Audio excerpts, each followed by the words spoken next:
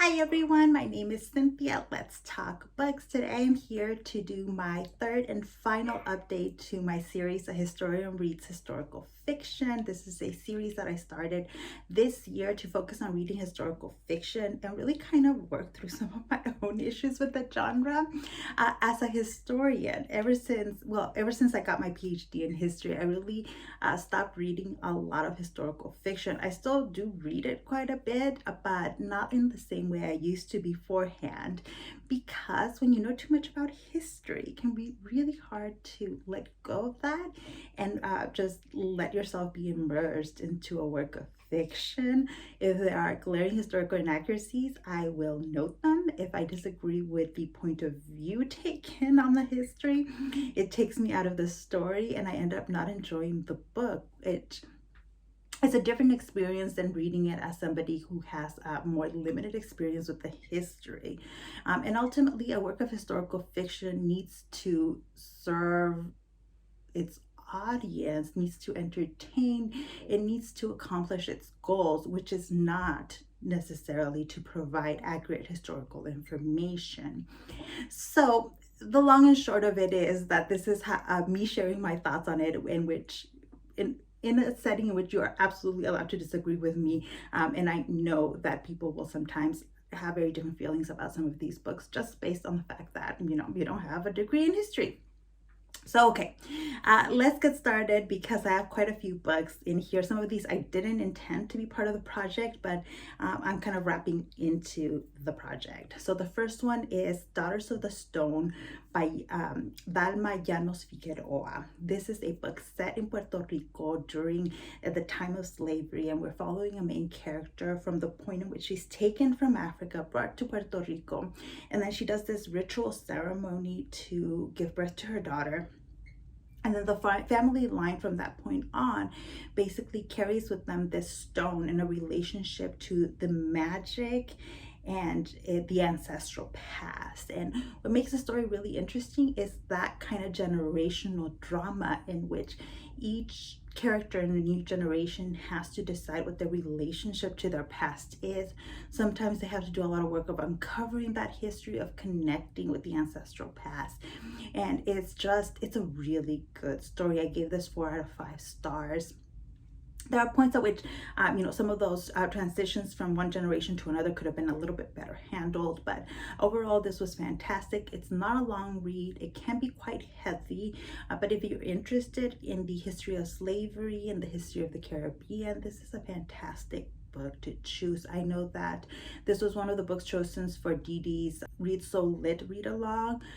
Alba Seriela, her channel name is Seriela, read it, and she's the one that convinced me that I needed to read this book, and she was absolutely right. It was just a fantastic work of historical fiction, just fantastic. The next book I want to talk about is Three to Love by Rebel Carter. This is book number 4 in the Gold Sky series. This is a historical romance novel, and I'm including it in here because historical romances were really one of my gateways into history. And this one in particular is set in like the Old West, in a town that is very idyllic in some ways, in that they accept people of different kinds that want to form different kinds of families. So our main character, actually, her parents live in a triad family. So it's her mother, and she's got 2 fathers, and this is just what she has grown up with. It is for the most part accepted by the community in the town she's in part because the community is kind of in the fringes of society, and so the confines of like social norms don't exist to as large of an extent. And yet there are some social conventions that need to be adhered to. And so our main character is struggling between knowing that for her, a triad relationship is what will make her happy, but how she can make that happen in a society in which she still has to play a role is really interesting. Parts of the story are really slow, and I would not recommend this book to everyone because it's such a slow burn. Like she first is just engaged in like trying to find love with 2 men, she's not finding it. She's trying to force men to like love each other because she wants the men she's with to love each other, and it's just not happening. And then slowly then she meets a couple that she falls in love with, that falls in love with her. The way all of that is handled is quite beautifully. At the same time, I think the writing needed a little bit more work. The plotting was a little bit too slow paced for me, and I think for most readers. Ultimately, it's a really smart, sweet book, but it's not even the issue of like, you know, the triad that's going to be an issue for readers. I think it's the pacing, the slowness, the sweetness of it that will throw people off. But I really liked that. In terms of the history itself, it's kind of an idealized version of it, in that in a lot of these, you know, Western towns, when they were first being founded, there was a lot more freedom in terms of relationships, gender identity, sexuality. There was, and it wasn't all completely accepted, but there was a level of acceptance that happened, because usually you didn't have like a local priest yet, there was no local church maybe, and so that all made for the acceptance of certain things possible in a way that weren't in like other major cities. So that all was historically correct, though a little bit idealized here. So, but still, this was a 4 out of 5 stars read for me. Next, I read Patsy by Nicole Dennis-Benn, and if you are interested in hearing more of my thoughts on Patsy, I have a dedicated review to it. This is set in the 1990s. And it's really hard for those of us that lived through the 90s to accept that it's now a historical period. It's the late 20th century. But it was really interesting to see the history through the eyes of a Jamaican immigrant, where like she lives through the election of Barack Obama, and yet it's such a marginal point in her life. Like it happens in the background, but she is an immigrant. She can't vote. She can't leave her country. She's focused on, you know, making a living and kind of working through or trying to avoid some of the issues with her daughter, with her family, with the Jamaica that she has left behind, and the life she's trying to make for herself in the United States. It was I mean, this is an amazing novel. I give it 5 out of 5 stars, period. But the history too, I love the way the historical setting is here. It is a main character, but it's a main character in very subtle and powerful ways. I really, really loved Patsy. Next on my list is The Evening and the Morning by Ken Follet. I know my thoughts on this book are going to be controversial. They just are. And what can I say about Ken Follet? I've read one other Ken Follet book, and I really actually enjoyed it. But a lot of historians have a lot of problems with Ken Follet, and I can see why now. He does take a lot of liberties with the history, and is really more focused on telling the story he wants to tell rather than the history itself. And in this particular book, you have his archetypes. Like he uses the same kind of characters in all of his books, at least in this series. It's the Kingsbridge series. And it's always, you know, the architect who's talented but who is lower class and is being held back by the aristocracy and by the church, and the church is super corrupt, and maybe there's one character in the church who is actually trying to do something good, but really bad things happen. And you know what, that didn't bother me. The fact that he uses the same characters over and over again essentially did not bother me, because they work. Like he does make his characters likable, people you want to root for. What bothered me more here was, one, the use of Viking history. A lot of people will pick up this book because it's sold as like the Vikings. The Vikings appear very little in this book. They really only appear in the entrance scene. They're kind of, the danger of the Vikings looms throughout the story, but you only see the Vikings really once. And the way the Vikings are presented is not super historically accurate. I'm not an expert in Viking history, but I know enough that I'm just, the whole time I was reading it, I was like, Actually, the very first sentence in this book was so historically inaccurate. I just had to laugh. I opened up the book, I read it on my Kindle, and I was just like, read the first sentence, and I was like, oh man, I'm gonna be in here for a ride. And yet I finished reading the book. I think I ended up giving it 3 out of 5 stars because I would not discourage anybody from reading it. A lot of people who read Ken Follett end up, getting degrees in history, end up, even getting PhDs and master's degrees. And like, hey, if Ken Follett is your entryway into history, by all means, please read him. As a historian, once you get too much knowledge, then things start getting a little bothersome.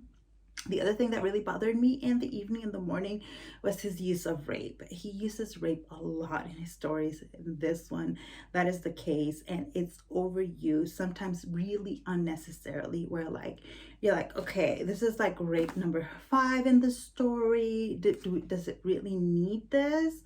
No, and in fact, in the last chunk of the story, there's a rape scene that was completely unnecessary. You had already put that character through enough, and really the pacing needed to increase at the end. He needed to wrap up that story, and he wasn't doing it, which was a negative for me. So that is it. That's what I'm gonna say about Ken Follett.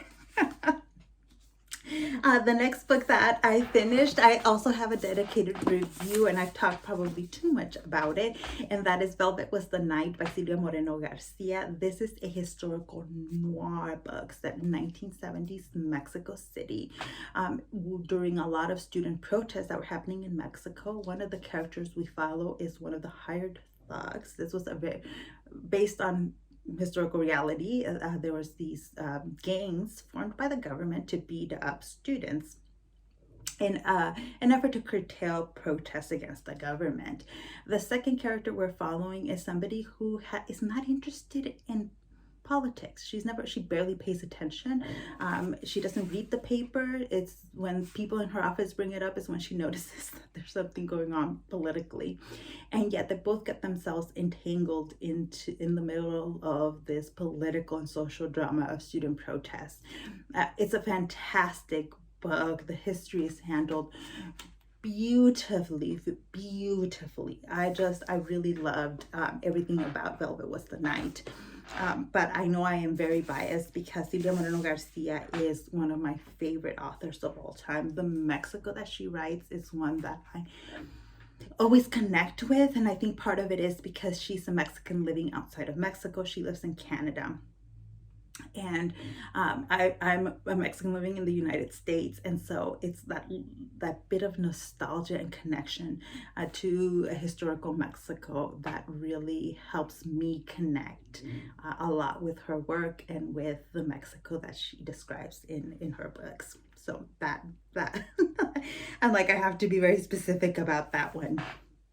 The next book that I read was The Women of Chateau, Lafayette by Stephanie Gray. This is a book in which you follow 3 different storylines. One set during the French Revolution, in which you're following Madame Lafayette, Lafayette's wife. And then one set during World War I and one set during World War II. The history in this is handled pretty well.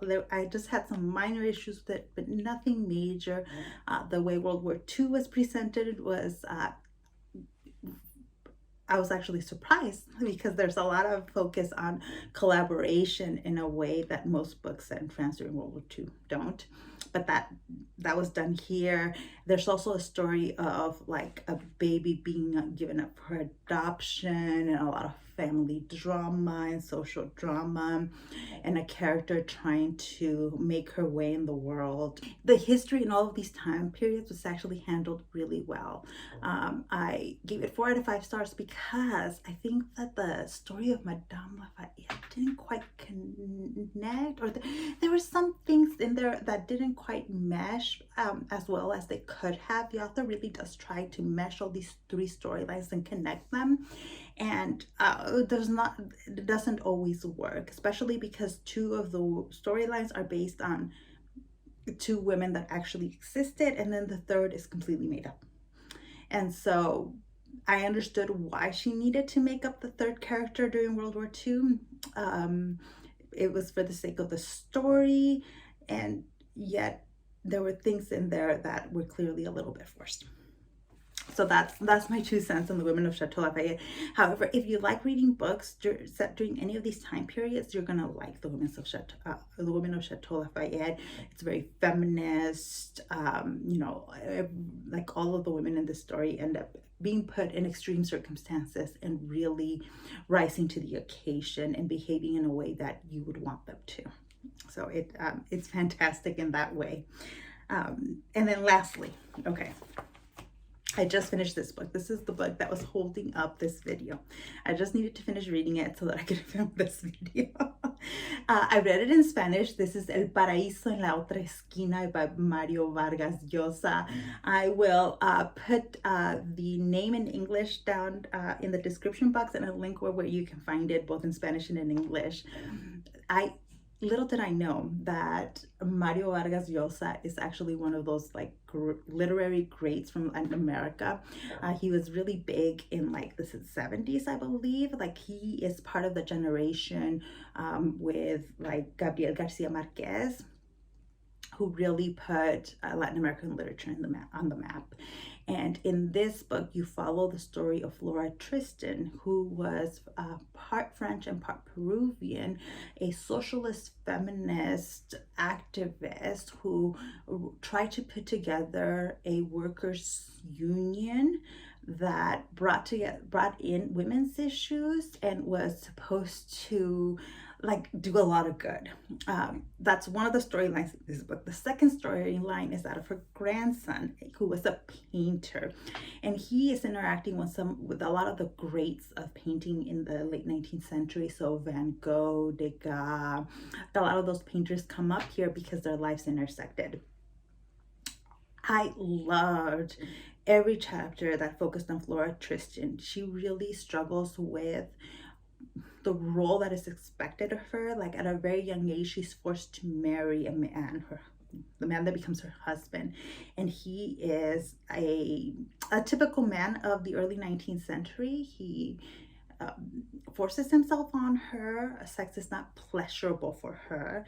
Neither is motherhood, but she ends up having several children, and she just feels trapped in this marriage and in the role of a mother. And I really love reading stories like that because it was a very common problem, and it actually leads quite a few women in the 19th century into activism and towards socialism and communism, because they're looking for a way out of the social status and the obligation of like having to be wives and mothers. Her story is just really fantastic. At times you don't like her very much. She believes that workers are dumb and overly sexual and alcoholic, and so she has some negative stereotypes about workers, but at the same time she's trying to improve their lives and to get them to listen to her, and as a woman she has a really hard time with that. So anyways, I just love the complexity of Laura Tristan's lives here. As far as I can tell, everything was historically accurate. There are places where clearly Mario Vargas Llosa has to take liberties with it because we don't know some of the details of what was happening behind the scenes, but all of that was really well done. On the other hand, I hated the grandson. Coque is his nickname, Paul, and he was like working in finance, a banker type, in Paris, and then there's a crash and he decides to become a painter, and he describes his marriage and the frigidity of his wife. and how he needs to go out and have sex with prostitutes because of the frigidity of his wife, when clearly he was like forcing himself on his wife. He also has and was known for having relationship with 13 and 14-year-old girls in the colonies, in Tahiti and the French Polynesia. And we get to see that in some detail here. And it was disgusting. And yeah, and hearing him talk about like, about, you know, how he likes women at that age from the colonies and how much he hates his wife. It was hard to read. It was hard to read. Ultimately, it is beautifully written. I can see why Mario Vargas Llosa won the Nobel Prize in Literature, why his writing is so prized and all of that. And I don't think that in the writing he is condoning this character's actions, because this was just like, this was reality. This is what this painter did. To me, it just so starkly is contrasted with his grandmother's viewpoint on sex. And I couldn't help but hate him. What Mario Vargas Llosa does at the end, in telling the end of their lives, though, I thought was too kind, which is probably what the right decision to make. You should be kind to the people you are writing about. I just did not feel like this particular man deserves that kind of view of his life. Period. And also, why were these Latin American writers from the 1970s so obsessed with pedophilia and incest? Like, I feel like it is a common theme, or maybe it's just happens to have been a theme in the books I've been picking up from these writers. But yeah, anyways, you can correct me if I'm wrong. Like I said, I don't think he's condoning it. So this was a 4 out of 5 star read for me. I really enjoyed it. I loved reading it in Spanish. As somebody who doesn't, like, I read more in English than I read in Spanish, but this was still very accessible for me, and it was a great way to get back into reading Spanish. So yeah, so that is it.